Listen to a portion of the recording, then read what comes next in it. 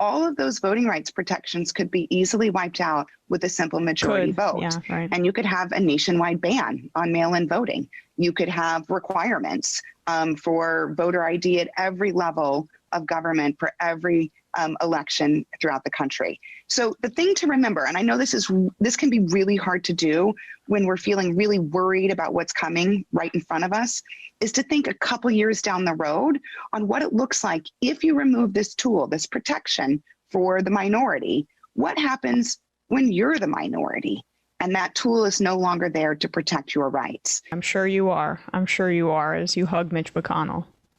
Unbelievable. I mean, the fact of the matter is that the argument is, even though we have incredibly restrictive voting rights, we could get incredibly restrictive voting rights in the future. We'll learn a lot about minority rule in the coming years, if we don't act on the filibuster right now. So, I mean, good setting the stage for the Democrats not being in power for the next how many years?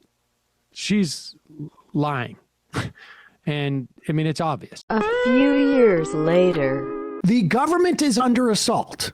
There is absolutely no reason to believe, and the Republicans have said this, they know they have 2 years. There is no reason to believe there is any way to stop this. This is it. This is like the one time where I agree with an accelerationist thing, because the fact is we are on a locked in path right now.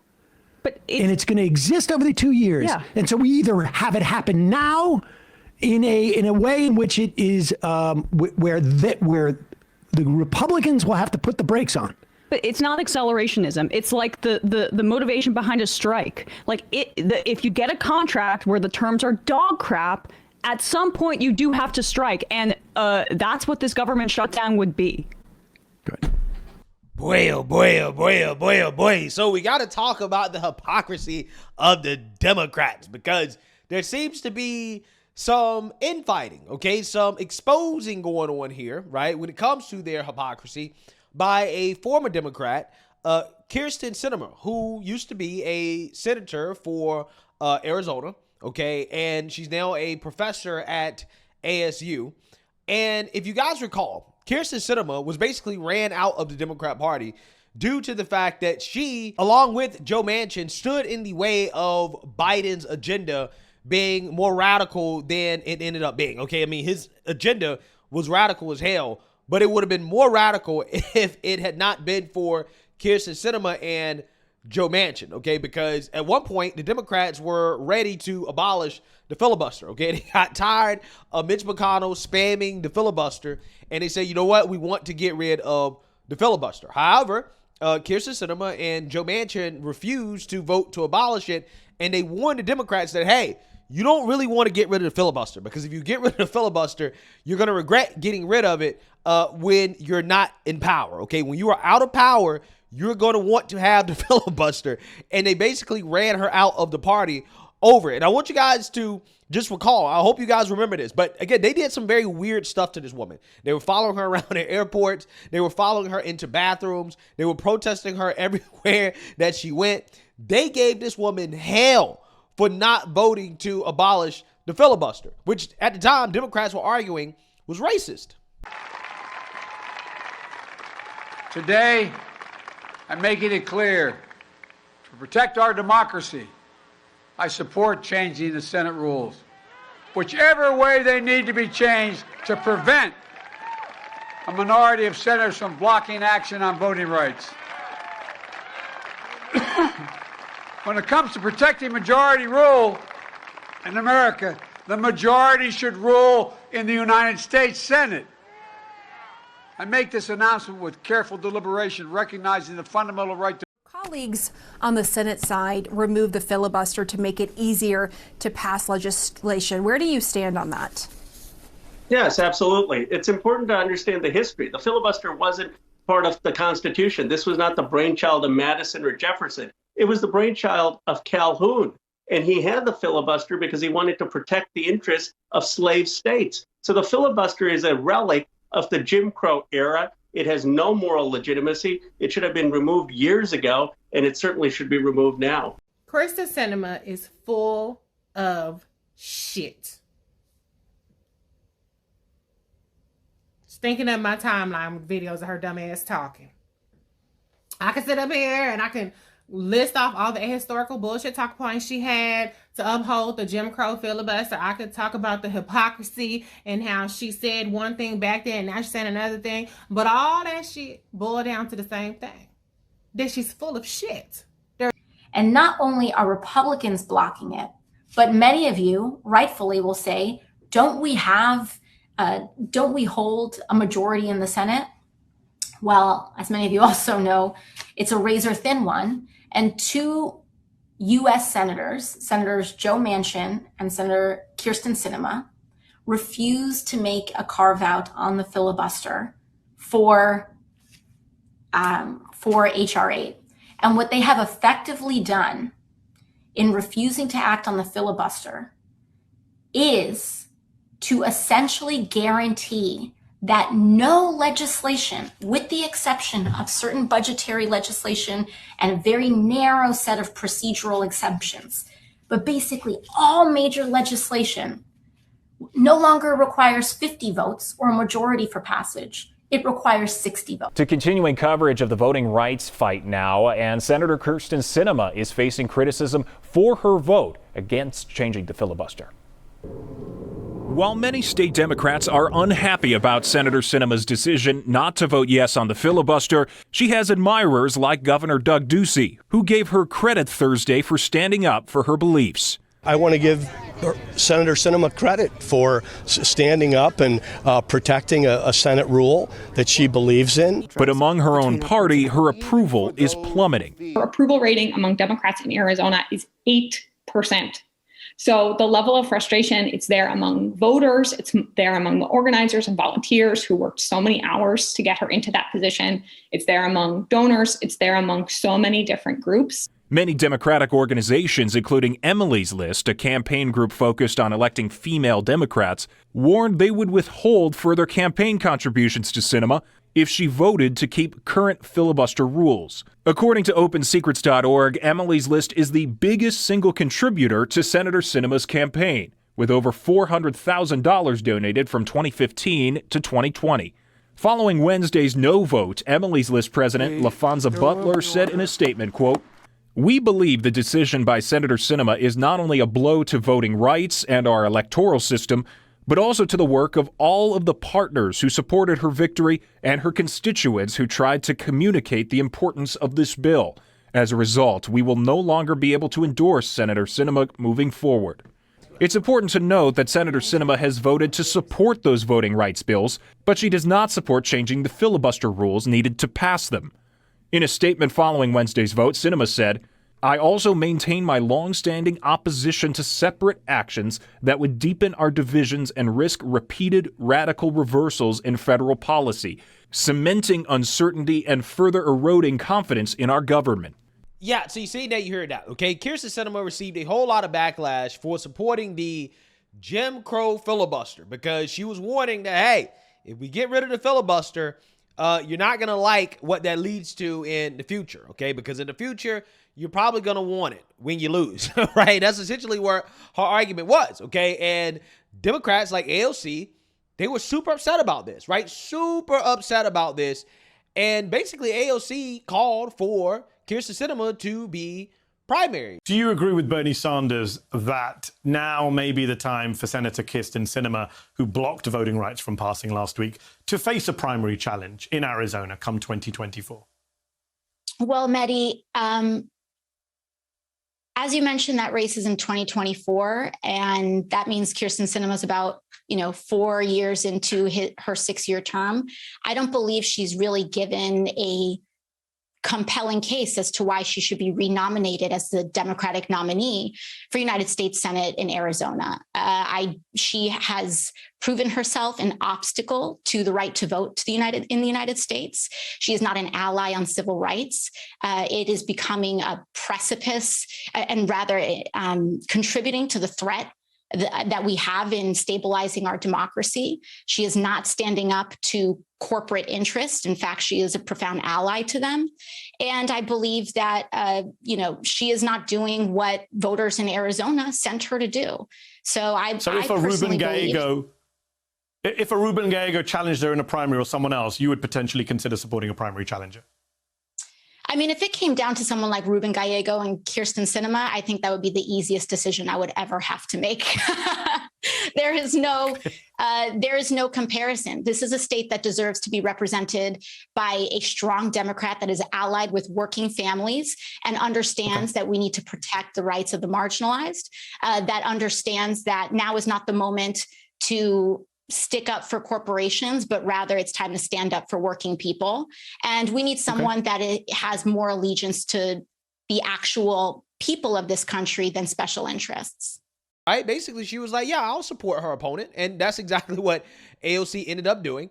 But now it seems as if Kyrsten Sinema was right. And AOC agrees that Kyrsten Sinema was right because AOC is the same individual who called to abolish the filibuster. Now, years later, she is one of the main supporters of using the filibuster to shut down the government because she doesn't like President Trump's agenda. And she went on CNN and boohoo, whined and cried about Chuck Schumer voting to overcome the filibuster in order to allow a simple majority vote in order to keep the government open. Take a look. Obviously, a lot of this depends on the Senate Democrats holding together. I know where you stand on the filibuster. So I'm curious what you thought of Senator Sinema's op-ed, where she made this defense of keeping the filibuster. And she wrote, would it be good for our country if we did this, basically using the getting rid of the filibuster, only to see that legislation rescinded a few years from now and replaced by a nationwide voter ID law or restrictions on voting by mail in federal elections over the objections of the minority? Look, the argument she's making is, let's say you get rid of the filibuster, you get all of this progressive change that you would like to see, and then all of a sudden the roles are reversed and everything gets rolled back. Is that a good enough defense to you for the filibuster? No. I mean, it's essentially an argument of saying, well, why do anything at all in case something in the future may change it? Political systems all across the country, all across the world, pass legislation with majorities and they're fine. And frankly, here's the thing, is that Democratic legislation, once enacted, is popular. Republicans have tried to gut Social Security. They've tried to reverse the ACA. They've tried to claw back on legislation that has passed by simple majorities in the Senate, and they haven't been able to because Democratic policies are popular. And once they are enacted, they are very politically difficult to undo. And so, I do not believe in the defeatism of saying we will lose in the future and this will automatically mean that anything we do now is going to be reversed, so we might as well not do anything now. A few years later, leader, your senator, said at this meeting that he is going to vote for cloture. He is going to vote to allow there to be a simple majority vote. You think that's wrong? I believe that's a tremendous mistake. Yeah, and I haven't even mentioned the hypocrisy of the Democrats basically arguing that shutdowns are so terrible, right, that they're the end of the world. And now they're actively advocating for a shutdown, something that they claim is going to hurt so many people because they want to stop Trump, right? Kyrsten Sinema basically has called out AOC. Okay, she is G-checking AOC on X as she quote tweeted one of AOC tweets where she said, quote, we could protect Roe tomorrow, but Sinema refuses to act on the filibuster. Until that changes, she can take a seat talking about women's access to health care.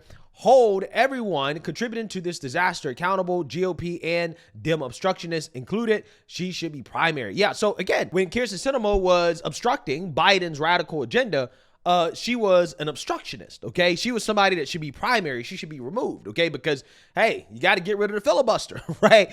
Now, okay, that AOC is in the minority. Now, all of a sudden, she wants to be the obstructionist that she claims should be primary, right?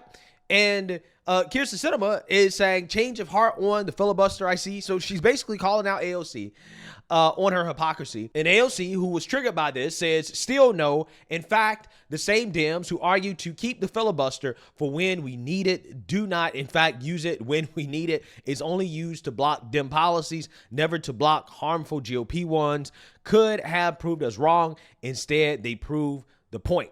Again, what AOC is saying here is just factually incorrect, because the Democrats not only spammed the filibuster during President Trump's first term, but during this term, they have spammed the filibuster to try to block the Laken Riley Act, even though that failed. But they did successfully use the filibuster to block the Save Women's Sports and Protect Girls Act, the act that is designed to stop biological boys from competing against girls in sports. Yeah, the Democrats filibustered that in the Senate.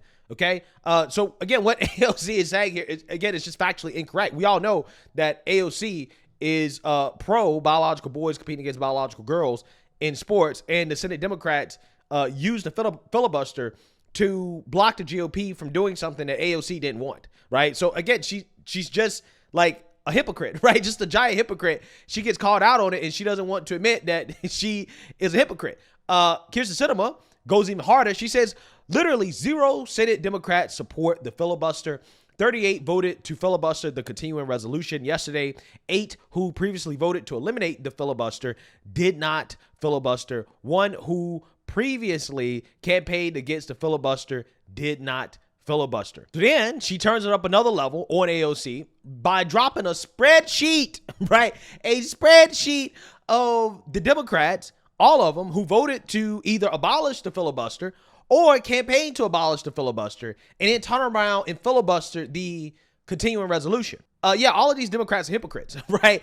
Everybody on this spreadsheet is a giant hypocrite when it comes to the filibuster, right? When they're in power, okay, they don't like the filibuster, okay? But when they are not in power, all of a sudden they love the filibuster, okay? And they'll use it to shut down the government, right? This is the hypocrisy of the Democrats being exposed by a former Democrat who they ran out of the party because she supported the filibuster. She's also coming out the liberal propagandists as well, too, like the fake economist, the socialist Robert Wright, who criticized her for upholding the filibuster. He said in 2022, today, Senator Kyrsten Sinema expressed her admiration for both Mitch McConnell and the Senate filibuster, adding that she's not only against abolishing the 60-vote threshold required to pass legislation, she's for strengthening it. Okay. And then Robert Wright comes out here just 3 years later. He says the real choice Democrats face is not between a continuing resolution that allows the government to function normally or a government shutdown. Under the Trump regime, the government is not functioning normally. It is already shutting down. Why vote to legitimize Trump's coup? Right. So Kyrsten Sinema says, glad to see you've joined the filibuster admiration club. Yeah. So she is coming for all the hypocrites, right? She also called out Ro Khanna, who tweeted out his support for the filibuster. He said, when the Senate minority leader sells you out, the only option is to take back the party and country with grassroots activists in blue and red districts to stand up for the Constitution and our democracy. But this is the same guy who literally campaigned on overruling the parliamentarian, okay, and ending the filibuster, right, to have a $15 hour minimum wage. This is what Ro Khanna campaigned on, right? Quote, stand up for the Constitution and our democracy, right? He's using the filibuster to do that, something that he said was a relic of Jim Crow. Again, amazing, absolutely amazing stuff. She's also calling out Jamila Jayapal, who said, it's the filibuster or an assault weapons ban. It's the filibuster or codified abortion access. It's the filibuster or raising the minimum wage. It's the filibuster or protecting voting rights. The choice is clear. Abolish the Jim Crow filibuster. And then Pramila Jayapal, of course, comes out in support of the filibuster. Senate Democrats, don't betray working families. Don't give Trump and Elon Musk a blank check. Don't be complicit in the slashing of government programs. Vote no on cloture and no on final passage of Republicans' bad bill. Again, these are the same people who campaigned on eliminating the filibuster. Now all of a sudden they love the filibuster, right? Okay? Kyrsten Sinema says, just surprised to see support for the Jim Crow filibuster here. Amazing. Absolutely amazing. Hypocrisy is stunning. Stunning. And then Kyrsten Sinema says, popular take from the left. If you had eliminated the filibuster and voted for everything that the left wanted, the threat of the filibuster being used by ours would have never happened because Democrats would win every election and have a permanent majority. What a breathtakingly undemocratic take. Yeah, I mean, that is in response to Ro Khanna being upset with Kyrsten Sinema for calling him out. And he basically is arguing if Democrats got everything they wanted, then they never lose elections, which in my opinion is just factually not true, right? And the reason why you know this is because look at these liberal cities. These liberal cities are basically the extremist progressives running them into the ground, right? They're cities of chaos and destruction, and they're losing left and right, okay, in regards to progressives being voted out. But then again, if Democrats are able to implement the full scope of their agenda, we probably wouldn't have any fair elections, okay? Because with their, Voting Rights Act and all the other stuff they want to pass, they want to make DC a state and stuff like that. Yeah, I mean, Democrats would rig it to make sure that they never lose. So who knows? Maybe they are right about that, but not for the reasons that they think. Regardless, the point is this. Democrats are massive hypocrites. These are the same people who campaigned on abolishing the filibuster. They voted to abolish the filibuster, and now all of a sudden they love the filibuster. In fact, you are a traitor if you voted to end the filibuster, okay, to allow a simple majority vote, okay? Even though, again, these same people were very upset, right? They were very upset at any Democrat that wanted to preserve the filibuster back when they were the majority, okay? And these are also the same people that told us how terrible shutdowns are, but at the same time, they were hell-bent on causing the government to shut down, right? So, the hypocrisy is just so stunning that even Kyrsten Sinema had to call out the Democrats who basically ran her out of the party over the fact that ultimately she was right, okay? That Democrats would be the main people defending the filibuster when they are in the minority, okay? They would be spamming the filibuster, which they're doing now in order to stop an agenda that they disagree with. But, Democrats are just so short-sighted and they're too stupid to see that, hey, their radicalism could backfire on them, right? And now, again, these people are just showing that they don't really have any real principles, right? They don't really believe in anything except being against Trump. And when you're Trump deranged, you're not yourself, right? When you are Trump deranged. That seems to be kind of the motto of the Democrat Party in Trump's second administration. But let me know what you guys think. Make sure you like, comment, and subscribe. Most importantly, share a Black conservative perspective. Peace.